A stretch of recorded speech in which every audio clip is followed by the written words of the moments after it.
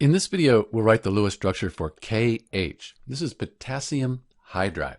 So when we have potassium, a metal here, and we have hydrogen, metal bonded to this hydrogen, in general, that means that this is going to be an ionic compound, that the hydrogen is going to have a 1- ionic charge. The potassium that's in group 1, that has a 1+ ionic charge.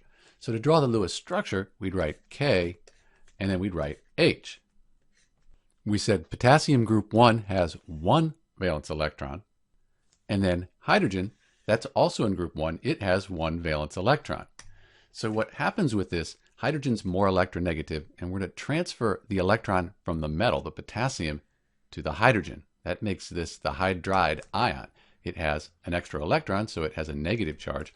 Potassium, it lost an electron, so it's going to have a positive charge. Let's put brackets around this to show that the electron was transferred, that it's not shared. So here we can see that now both of these electrons are with the hydrogen.